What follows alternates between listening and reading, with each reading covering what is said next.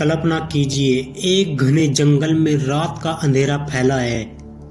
चांदनी में किसी छायादार आकृति की हल्की झलक दिखाई पड़ती है। अचानक झाड़ियों के पीछे से एक शिकारी की चमकती आंखें झांकती हैं। उसके जबड़े धीरे धीरे खुलते हैं और एक हल्की गुर्राहट की आवाज हवा में गूंज उठती है। लेकिन रुकिए, क्या यह संभव है? तस्मानियाई बाघ, एक ऐसा शिकारी जिसे इंसानों ने 100 साल पहले विलुप्त होने पर मजबूर कर दिया था, क्या वह दोबारा जिंदा हो सकता है? क्या हम ऐसा दौर देखने जा रहे हैं जहां विलुप्त जानवर फिर से धरती पर लौट आएंगे? विज्ञान की दुनिया में कुछ ऐसा होने जा रहा है जो अब तक केवल साइंस फिक्शन फिल्मों में ही देखा गया था।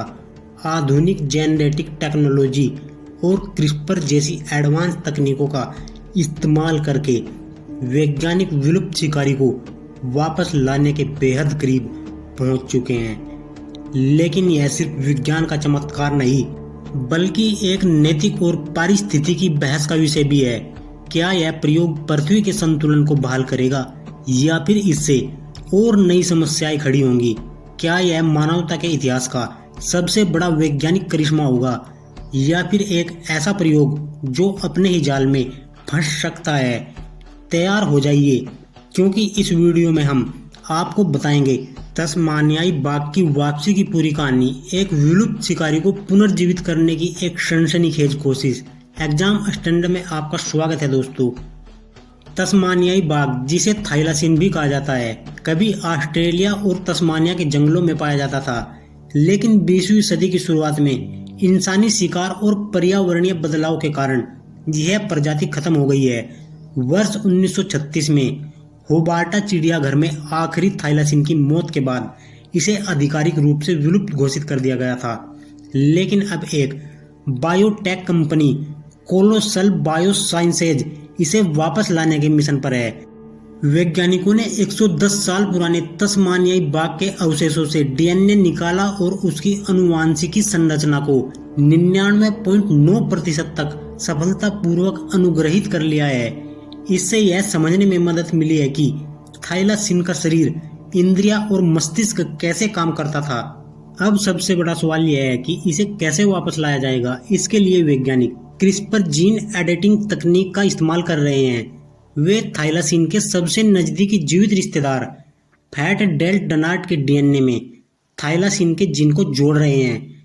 हालांकि यह छोटा जानवर आकार में अलग है, लेकिन आनुवांशिकी रूप से यह थाइलासिन से काफी मेल खाता है। इतना ही नहीं, वैज्ञानिक कृत्रिम गर्भाधान तकनीकों पर भी काम कर रहे हैं ताकि एक जीवित थाइलासिन को जन्म दिया जा सके।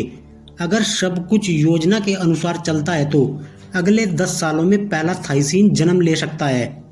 लेकिन इस परियोजना को लेकर कई सवाल उठ रहे हैं। क्या यह सही है? कई वैज्ञानिक मानते हैं कि विलुप्त प्रजातियों को वापस लाने की बजाय हमें वर्तमान में लुप्त प्राय जीवों की रक्षा पर ध्यान देना चाहिए, जैसे कि तस्मानियाई डेविल, जो एक घातक बीमारी के कारण संकट में है। क्या यह थाइलासिन के लिए अच्छा होगा? क्या यह प्रजाति आज के पर्यावरण में सर्वाइव कर पाएगी या यह सिर्फ एक प्रयोग बनकर रह जाएगा? हालांकि इस परियोजना के समर्थकों का कहना है कि थाइलासिन इंसानों की गतिविधियों के कारण विलुप्त हुआ था, इसलिए इसे वापस लाना हमारी जिम्मेदारी है। तस्मानियाई बाघ की वापसी विज्ञान और तकनीक के क्षेत्र में एक ऐतिहासिक कदम हो सकता है, लेकिन यह परियोजना सफल होगी या नहीं, यह समय ही बताएगा। आपका इस विषय पर क्या विचार है? क्या हमें विलुप्त प्रजातियों को वापस लाना चाहिए या हमें मौजूदा वन्य जीवों की रक्षा पर ध्यान देना चाहिए? अपनी राय हमें कमेंट बॉक्स में जरूर बताएं। यदि आपको यह वीडियो अच्छी लगी है तो इसे लाइक करें, शेयर करें और ऐसे ही वीडियोज के लिए एग्जाम स्टैंडर्ड को सब्सक्राइब करना न भूलें। मिलते हैं ऐसे ही किसी रोमांचक वीडियो में, तब तक के लिए धन्यवाद।